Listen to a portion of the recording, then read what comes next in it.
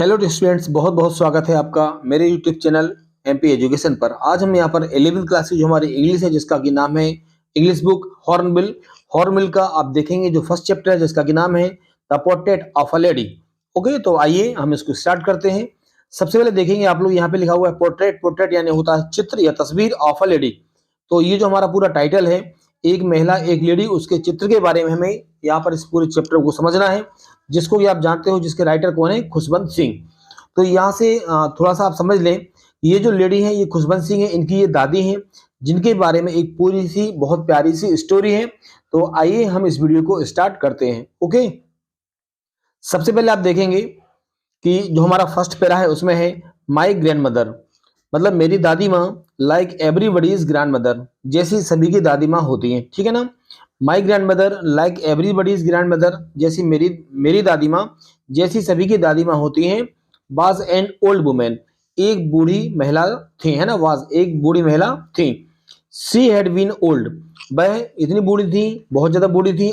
And wrinkled for 20 years that I known her. Okay, मतलब वो यहाँ पर जो राइटर है वो कह रहे हैं कि दैट आई हैड नोन हर, मैं उनको जब से जानता हूँ। कब से? पिछले 20 सालों से, है ना। तो जब से मैं उनको जानता हूँ पिछले 20 सालों से, उनके चेहरे पर क्या था? उनके चेहरे पर रिंकल्ड, झुर्रियां उनके चेहरे पर थी। क्लियर है। पीपल सेड, लोग कहते हैं, people said that he had one been young, लोग कहते हैं कि एक समय में वह कैसी थी? यंग थी। एंड प्रेटी, मतलब सुंदर भी थी। तो देखो, सुंदर के लिए आपको ध्यान रखना है, प्रेटी यानी सुंदर होता है, ब्यूटीफुल यानी सुंदर होता है, और लवली यानी भी सुंदर होता है।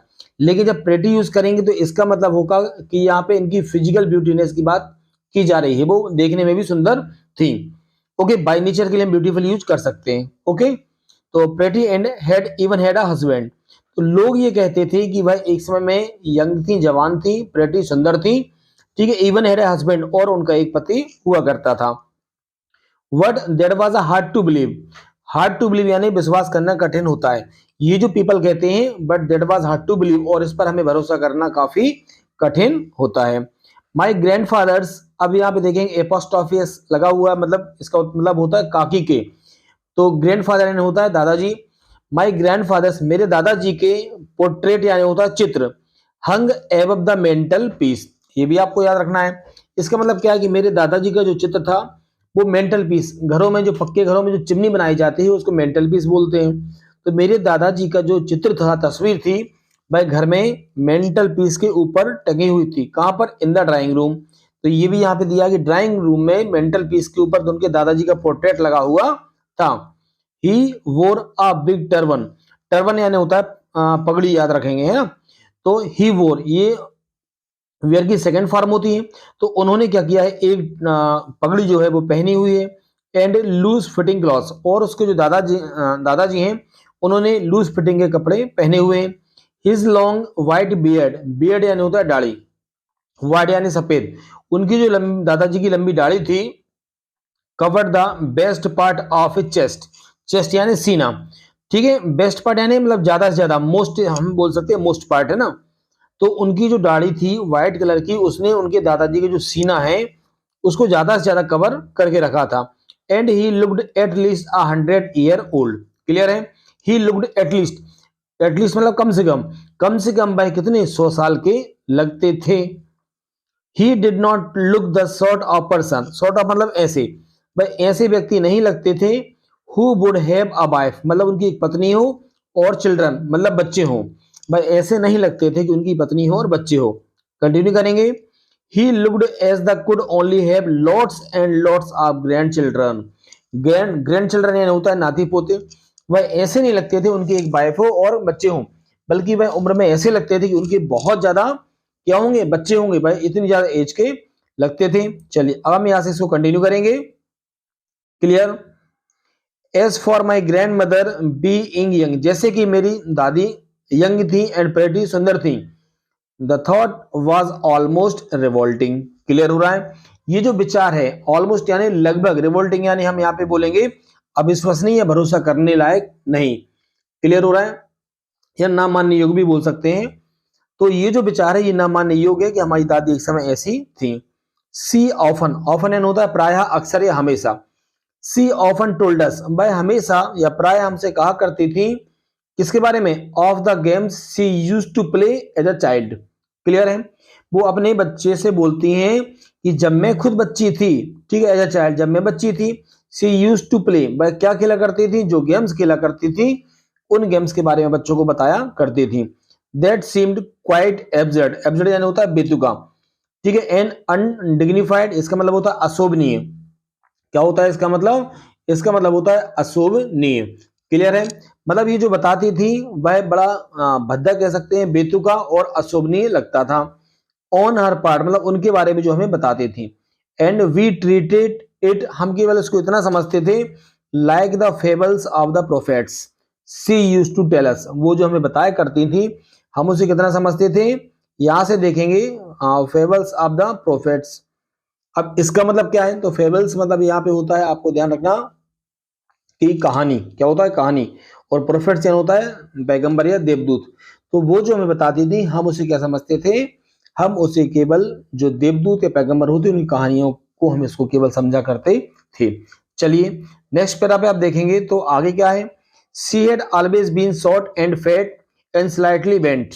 क्लियर है, सी हैड ऑलवेज बीन, वह कैसी थी, बहुत ज्यादा शॉर्ट थी, हाइट नहीं थी उनकी, फैट कुछ मोटी थी, एंड स्लाइटली बेंट मतलब थोड़ी सी झुकी हुई भी थी।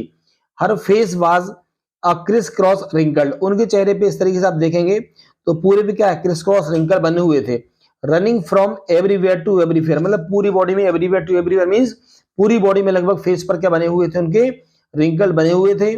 No we were certain she had always been as we had known her, ठीक है, जब से हम उनको जानते तब से उनके पूरे चेहरे पर क्या थे, रिंकल्स बने हुए थे। ओल्ड सो टेरिबली ओल्ड, मतलब बहुत ज्यादा बूढ़ी थी। She could not have grown older, अब वो बोल रहा कि भाई इतनी ज्यादा बूढ़ी थी, इतनी ज्यादा बूढ़ी थी कि इससे ज्यादा बूढ़ी वो नहीं हो सकती थी। She had stayed at the same age, मतलब उनकी एक उम्र पर वो आके रुक गई थी, इससे ज्यादा बूढ़ी और नहीं हो सकती है। हमारे आसपास भी कई लोग ऐसे होते हैं, हम बोलते हैं कि यार ये तो हमने हमेशा से ऐसे ही देखा है, तो वो ऐसे ही उन जो यहाँ पर राइटर है उन्होंने अपनी दादी को ऐसे ही देखा हुआ है, ठीक है, फॉर 20 ईयर्स, 20 सालों से। Clear, she could never have been pretty, वह हमेशा सुंदर नहीं रही है। But she had been always beautiful, अभी आपको मैंने बताया था। अब ब्यूटीफुल यानी क्या है, मन की सुंदरता भी हम बोल सकते हैं या बाय नेचर भी हम बोल सकते हैं। तो वो मन से हमेशा ब्यूटीफुल है, सुंदर है, हो सकता है कि बॉडी से प्रेटी या सुंदर ना रही हो। क्लियर हुआ इतना, आई होप आपको पूरा समझ में अच्छे से आ रहा होगा, है ना। चलिए, सी होबल about the house in spotlight white with one hand resting. अब देखिए word she was always beautiful हो गया, सी होबल्ड अबाउट द हाउस, भाई पूरे क्या है घर में यहाँ वहां घूमती रहती थी।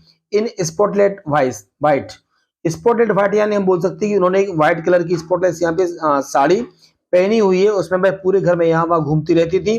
With one hand resting on her waist to balance her stoop, आपने बूढ़े कई लोगों को ऐसा देखा होगा कि एक हाथ वो अपनी कमर पे रखते हैं, कहाँ रखते हैं, अपने वेस्ट पे रखते हैं, कमर पे रखते हैं, क्यों, बैलेंस करने के लिए जब वो खड़े होते हैं, स्टू खड़े होने के लिए।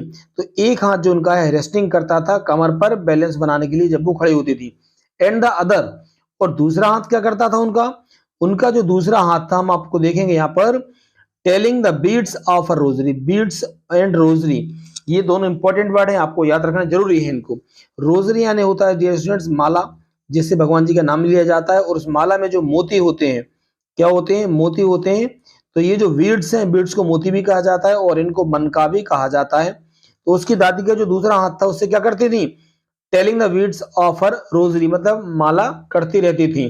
क्लियर, हर सिल्वर लॉक्स, सिल्वर लॉक्स यहाँ पर उनके बालों को दर्शाया गया है।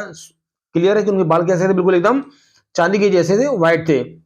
वेयर स्केर्ड अंटिडी, मतलब अव्यवस्थित रूप से बिखरे हुए रहते थे। ओवरऑल पेल, अब यहाँ पे पेल क्या है, मतलब उनका जो चेहरा है वो पीलापन लिए हुए है, ठीक है, येलो इस टाइप का उनका फेस है, उस पर उनके जो बाल है वो फैले रहते थे। पकड़ फेस, मतलब मुरझाए हुए चेहरे पर। एंड हर लिप्स, और उनके जो होंठ थे, constantly moved in inaudible prayer. Clear हो रहा है, प्रेयर आप लोग जानते हो, मतलब प्रार्थना में उनके होंठ जो है वो कंटिन्यूअसली लगातार उनकी जो होंठ है वो प्रेयर करते रहते थे। किस तरीके से, इनऑडिबल, मन ही मन में, आवाज नहीं आती थी, होंठ चलते थे, प्रेयर में वो रहती थी। यस शी वाज ब्यूटीफुल, हाँ वह सुंदर थी। क्लियर होता जा रहा है आपको, देखेंगे she was like the winter landscape, क्या है देखेंगे आप लोग, सी वाज लाइक, तो लाइक यहाँ पर सिबली के रूप में यूज हुआ है, लाइक का मतलब होता है जैसे, she was like the winter landscape, landscape यानी होता है दृश्य या परिदृश्य, विंटर यानी होता है सर्दियां, इन द माउंटेन। अब यहाँ पे इमेजिनरी में आपको बताया गया है कि माउंटेन पर ठंडों में जो क्या होता है पूरा सीन होता है सर्दियों में, वैसे वो दिखती थी। एन एक्सपेंस, एक्सपेंस यानी होता है विस्तार बड़ा, ऑफ प्योर व्हाइट, ठीक है सेरेनिटी। अब इसका मतलब ये कि बिल्कुल पूरा शांति है, जहां पर व्हाइट कलर का होता है प्योर व्हाइट, बिल्कुल साफ सफेद शांति है, उसका जो विस्तार है, मतलब उनके चेहरे को यहां से कंपेयर किया गया है। ब्रीथिंग पीस, बिल्कुल सुकून से जहां पर सांस ले सकते हैं। एंड कंटेनमेंट क्या होता है, तो इसका मतलब ये पूरा आप लोगों को आई होप बहुत ज्यादा क्या हो रहा होगा, बिल्कुल अच्छे से समझ में आ रहा होगा। तो ब्रीथिंग प्लेस ऑफ कंटेनमेंट यानी होता है संतोष, क्या होता है संतोष, मतलब जब उनको देखते थे, अब उनको चेहरा देखता था तो एक बिल्कुल क्या होता है, जैसे कि अपन जाते हैं पहाड़ों पर, वहां पर जो शांति महसूस होती है, वह शांति उनको उनका चेहरा देख के महसूस होती थी। क्लियर होता जा रहा है आप सभी को? आई होप आप लोग वीडियो को लाइक कीजिए यदि आपको क्लियर अच्छे समझ में आ रहा है तो। नेक्स्ट पैरा में देखते हैं क्या है, तो नेक्स्ट पैरा में आप लोग यहाँ से देख सकते हो कि देखिए ये फर्स्ट पेज था जिसमें कि उनकी दादी और दादाजी को क्या है कि पूरा एक्सप्लेन किया गया था। अब यहाँ से दादी और पोते के बारे में बातचीत आगे यहाँ पर होगी, कंटिन्यू करेंगे। माई ग्रैंड मदर, तो क्या है स्टूडेंट्स यहाँ से, my grand mother and I were good friends, मैं और मेरी जो दादी हैं वह कैसे थे, हम एक अच्छे मित्र थे, अच्छे दोस्त थे। My parents left me with her, मेरे मम्मी पापा ने मुझे उनके पास छोड़ दिया था, कब, वेन यानी यहाँ पर क्या है जब। They went to live in the city, जब मेरे मम्मी पापा शहर में रहने को चले जाते हैं तो वह क्या करते हैं कि मुझे दादी माँ के पास में छोड़ देते हैं। इतना क्लियर हो रहा है आपको, दादी माँ के पास क्या करते हैं वो छोड़ देते हैं। ओके चलिए कंटिन्यू करेंगे हम यहाँ से। And we were constantly together, और हम क्या है साथ में रहने लगते हैं। She use to wake me up in the morning, तो जो दादी माँ है वह इनको जल्दी सुबह उठाती थी और क्या करती थी, and get me ready for school, और मुझे स्कूल के लिए रेडी करती थी, तैयार करती थी। She said her morning prayer, जो मॉर्निंग प्रेयर होती है वह मॉर्निंग प्रेयर कहा करती थी। In a monotonous sing song while she ward and dressed me, जब क्या है वो मुझे कपड़े पहनाती थी, ड्रेस्ड मी यानी कपड़े पहनाना तैयार करना, वॉर्ड मी यानी नहलाना, जब मुझे नहलाती थी मुझे कपड़े पहनाती थी, वाइल मतलब इसके बीच में, मोनोटोनस एक स्वर में, क्या होता है एक स्वर में वो अपनी प्रेयर को गाया करती थी। Okay me in the hope that, इस उम्मीद में कि आई वुड लिसन, मैं इस उम्मीद में ये सब चीजें गाया करती थी कि मैं इनको सुन रहा हूं। And get to know it by heart, बिल्कुल दिल से, है ना। आई लिसन बिकॉज, मैं सुनता था, क्यों सुनता था, क्योंकि आई लव्ड हर वॉइस, मैं केवल इसलिए सुनता था क्योंकि मुझे उनकी जो आवाज है वो पसंद थी।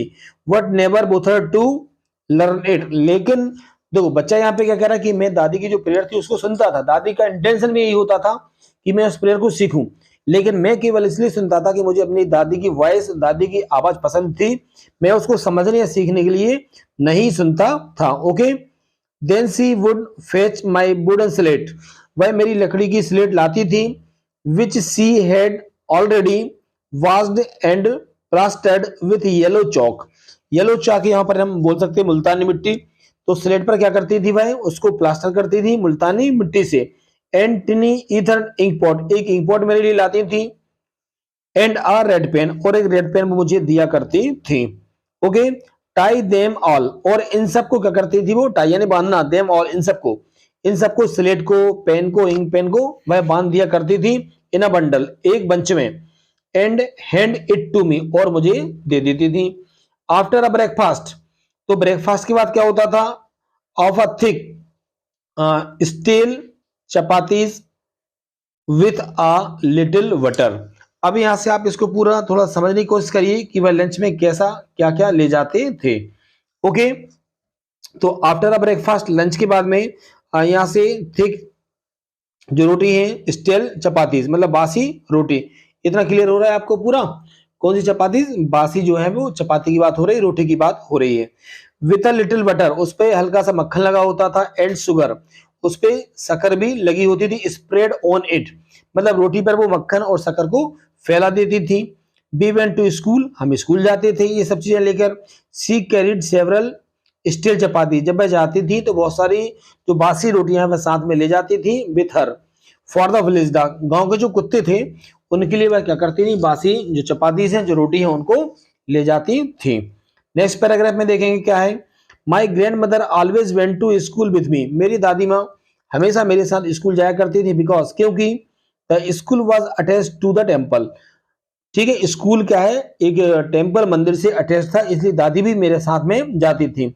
The priest taught us, priest यानी पुजारी या गुरु भी बोल सकते हैं। टॉट अस, हमें क्या सिखाते थे? द अल्फाबेट, मतलब वर्णमाला के बारे में हमें बताते थे, अल्फाबेट के बारे में बताते थे। एंड द मॉर्निंग प्रेयर, सुबह की प्रेयर के बारे में हमें जो प्रीस्ट हैं, गुरु हैं, धर्मगुरु कह सकते हैं, वो हमें बताते थे। वाइल द चिल्ड्रन सेट इन रोज, ठीक है, जबकि बच्चे पूरे रो में लाइनों में बैठा करते थे। ऑन इधर साइड, दोनों साइड में बच्चे रो में बैठा करते थे। ऑफ द बरांडाज, जो दालान होती है, बरांडा होता है, उसमें दोनों साइड बैठते थे। सिंगिंग द अल्फाबेट, मतलब जैसे अपन बोलते ए फॉर एप्पल, इस तरीके से वो गाते थे। और the prayer in a chorus, chorus का मतलब होता है एक स्वर में, तो एक स्वर में वो इनको गाते थे। My grand mother said inside, मेरी दादी माँ बगल में बैठती थी। रीडिंग, पढ़ती थी, क्या पढ़ती थी? रीडिंग द स्क्रिप्चर्स, स्क्रिप्चर्स यानी होता है धर्म ग्रंथ या धर्म की किताबें, तो दादी उस समय बैठ के धर्म ग्रंथ की किताबें पढ़ती थी। When he had both finished, जब हम दोनों का काम पूरा हो जाता था, we would walk back, हम वापस आते थे together, साथ में। This time the village dogs would meet us, इस समय जो गांव के कुत्ते थे वो हमको मिलते थे। At the temple's door, कहाँ मिलते थे? मंदिर के दरवाजे पर हमें गांव के कुत्ते मिलते थे। They followed us, वे हमारा पीछा करते थे। To our home, वे हमारे घर तक हमारा पीछा करते थे। कैसे करते थे? ग्रोवलिंग, जब कुत्ता गुर्राता है ना, कुत्ते को भौंकना अलग होता है और गुर्राना अलग होता है, तो यहाँ पे ग्रोवलिंग का मतलब होता है गुर्राना। And fighting with each other, कुत्ते आपस में एक दूसरे से लड़ते हुए और गुर्राते हुए हमारे पीछे हमारे घर तक आते थे। फॉर द चपातीज, रोटी के लिए। वी थ्रू टू देम, और हम रोटी है उनकी ओर फेंक देते थे। ठीक है, देखो भाई वीडियो अच्छे समझ में आ रहा हो, क्लियर हो रहा हो, तो वीडियो को लाइक आप लोग जरूर करेंगे, है ना। तो वीडियो को आप लोग लाइक भी करते जाइए, और वीडियो पसंद आ रहा हो तो कमेंट करके मुझे जरूर बताएं आप लोग। When my parents were comfortably settled in the city, जब मेरे मम्मी पापा जो हैं, पेरेंट्स हैं, कंफर्टेबली आराम से शहर में सेटल हो जाते हैं।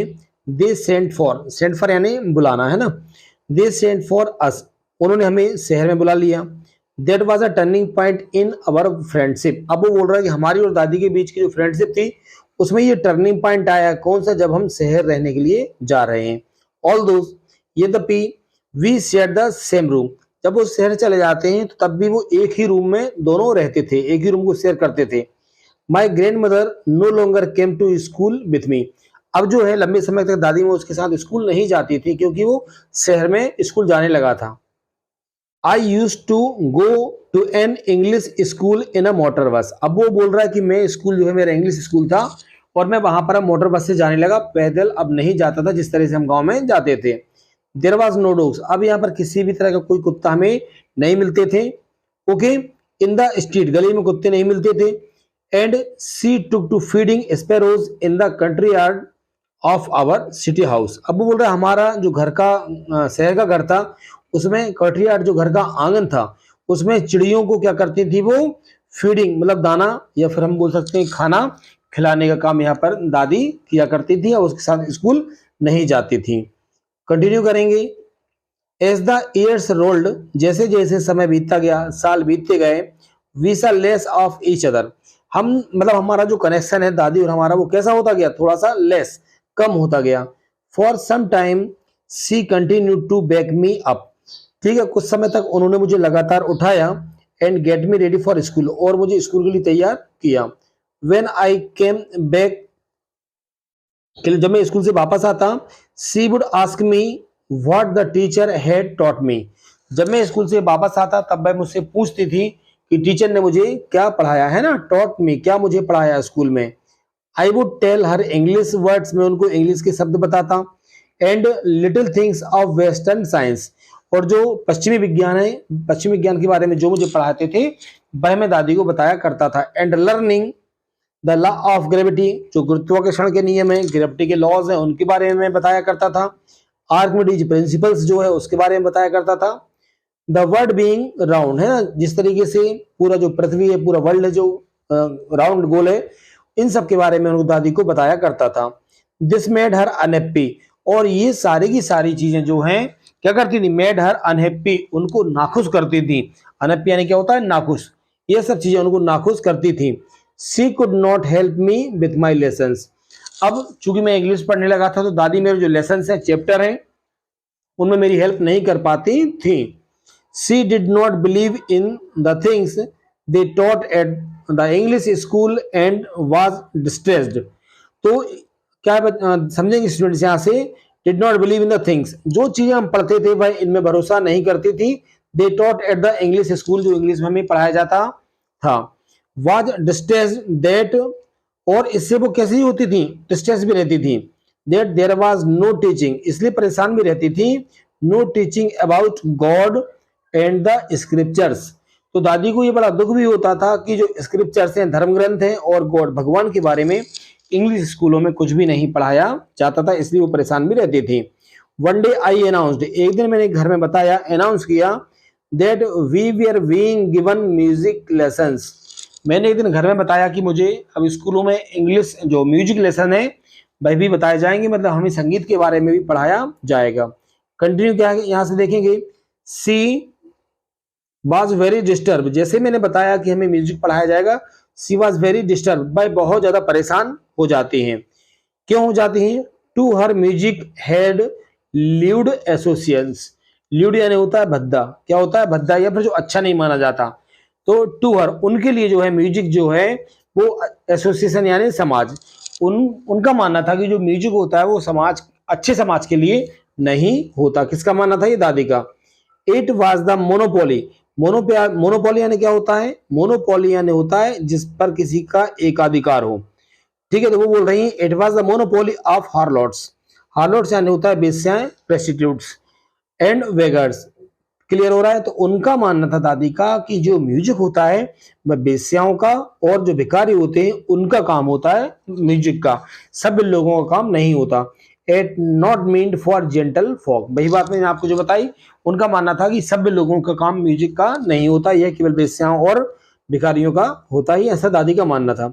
सी सेड नथिंग, उन्होंने कुछ नहीं कहा। What her silence meant disapproval, उन्होंने कहा कुछ नहीं, लेकिन उनका जो मौन था, साइलेंस था, मीन्ट डिसअप्रूवल, उन्होंने जो मौन धारण कर लिया, इससे ये पता चलता है कि वह इससे सहमत नहीं थी, उन्होंने इसको डिसअप्रूवल कर दिया था।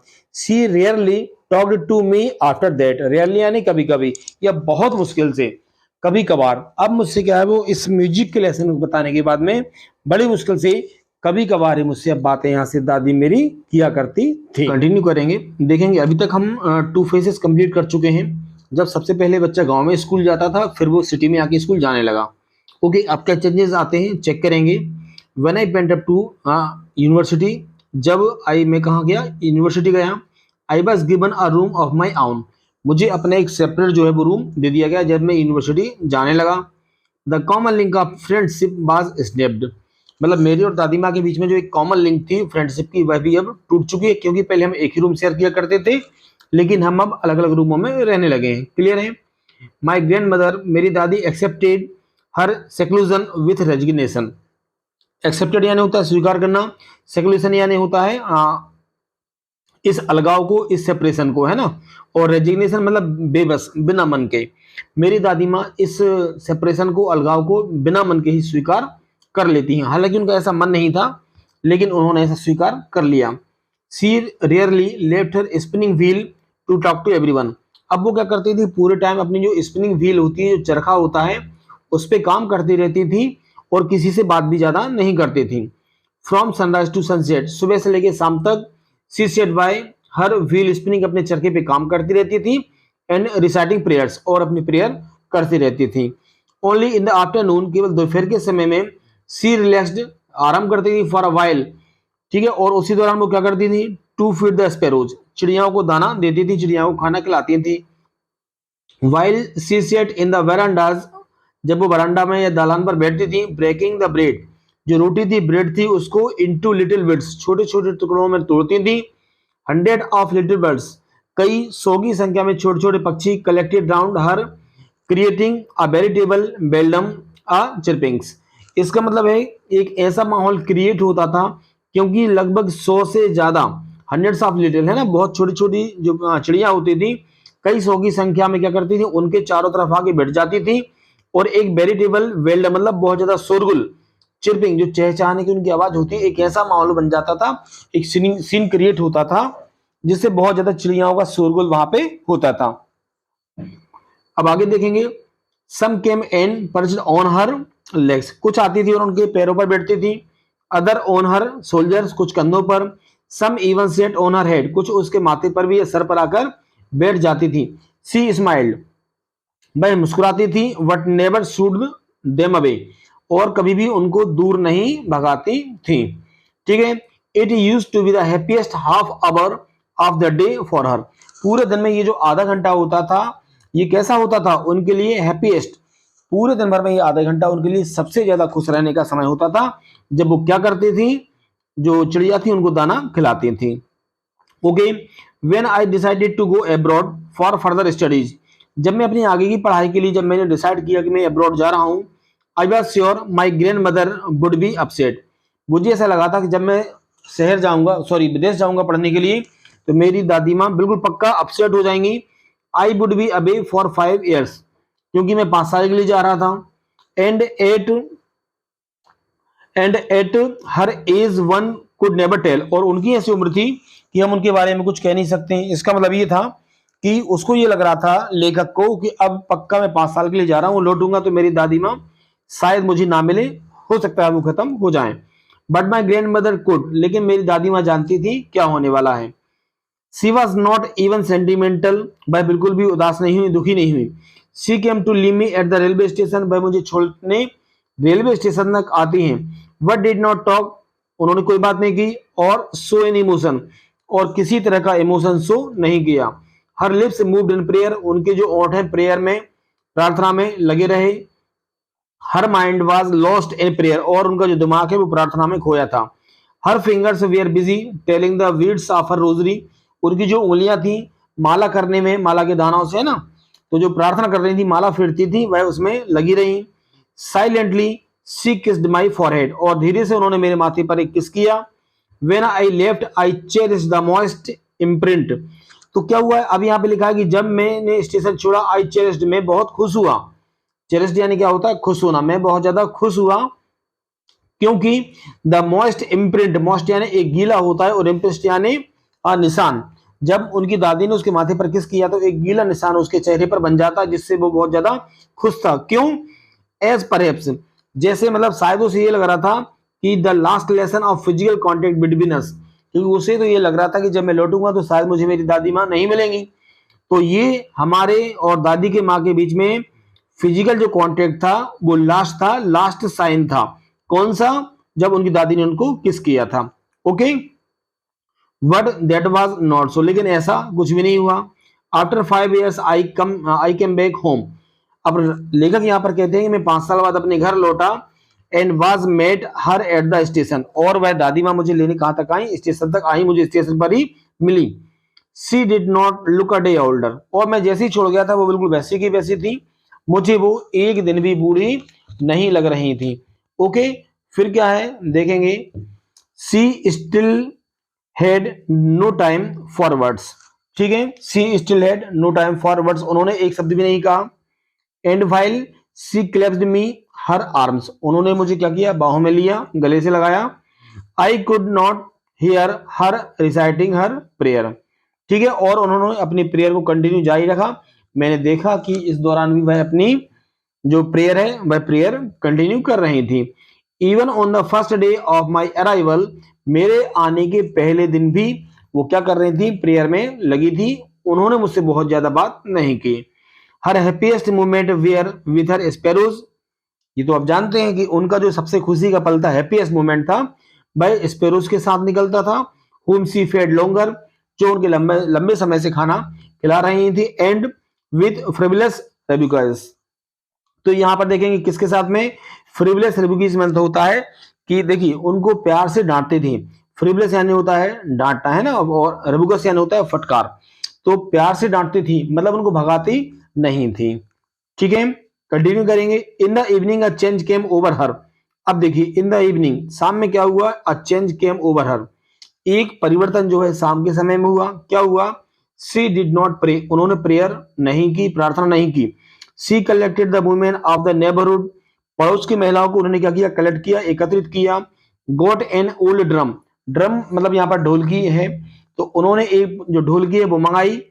एंड स्टार्ट टू सिंग, और ढोलकी के साथ में गाना स्टार्ट कर दिया। फॉर सेवरल आवर्स, कई घंटों तक वो गाते रही। सी थम्ड, थम्ड यानी होता है ठोकना या बजाना, इसको द सैगिंग स्किन। तो यहाँ पे आप देख सकते हो कि मान लीजिए अगर इस तरीके से एक ढोलक बजी थी, दोनों तरफ उसमें क्या होता है, बजाने का एक स्किन होती है, तो उसके वो ठोकती रही बहुत ज्यादा। द सैगिंग स्किन, तो जब बजाते रहे तो इसकी जो स्किन थी ना, यहाँ से क्या होती है, अंदर की वो धस जाती है बहुत ज्यादा, तो उसे अपन बोलते हैं sagging skin of the dilapidated drum. ठीक है, जो पुराना एक ड्रम था उसकी जो स्किन थी बहुत ज्यादा कैसी थी, धसी हुई थी, उसको वो लगातार क्या कर रही थी, बजाए जा रही थी। ठीक है, and saying the home coming of warriors, जो योद्धा होते हैं, वीर योद्धा, उनके घर लौटने के समय जो गीत गाए जाते हैं वो गीत वो गा रही थी। We had to persuade her to stop to avoid over standing, over starting है ना, तो हम लोगों ने मना किया कि आप इतना मत गाइए क्योंकि आपकी तबीयत भी खराब हो सकती है, लेकिन दादी में कंटिन्यू कई घंटों से गाई जा रही थी और ढोलकी भी बजा रही थी। That was the first time since I had known her that she did not pray, मैं जब से उनको जानता हूं तब से ये पहली बार था कि उन्होंने प्रेयर नहीं की थी। ठीक है, कंटिन्यू करेंगे। The next morning she was taken ill, जैसा कि हमें अंदेशा था, अगली सुबह क्या हुआ, सी वॉज टेकन इल, वह बीमार हो जाती है। It was a mild fever, यह एक हल्का सा बुखार था। And the doctor told us that it would go, और डॉक्टर ने हमसे कहा कि यह जल्दी ठीक हो जाएंगी, बुखार जल्दी से चला जाएगा। What my grand mother thought differently, लेकिन मेरी दादी माँ जो है वो अलग प्रकार से सोच रही थी। सी टोल्ड अस, उन्होंने हमसे कहा that her ends was near, अब यहां से पूरी स्टोरी चेंज होने वाली है। तो दादी माँ पास बुलाकर कहती हैं, हमसे कहती हैं कि that her and was near, मतलब हमारा अंत समय अब बिल्कुल निश्चित है और हमारा अंत समय पास में आ चुका है। शी सेड दैट, उन्होंने कहा, since only a few hours before the close of the last chapter of her life she had omitted to pray, she was not going to waste any more time talking to us। अब उन्होंने कहा कि मेरा अंत समय निश्चित है और मैं अपने अंतिम समय में प्रेयर करना चाहती हूँ और मैं सभी से बात करने में अपना जो टाइम है वेस्ट नहीं करना चाहती, मुझे अब अंतिम समय है और मुझे क्या करना है, प्रेयर करना है। We protested but she ignored our protests, हमने उनसे अनुरोध किया, मनाया, लेकिन उन्होंने हमारा हमारा जो अनुरोध है उसको नकार दिया, इग्नोर कर दिया। सी ले पीसफुली इन बेड प्रेइंग, ठीक है, वह शांति से लेटी हुई अपनी प्रेयर कर रही थी। एंड टेलिंग हर बीट्स, ठीक है, मैं माला को फेर रही थी।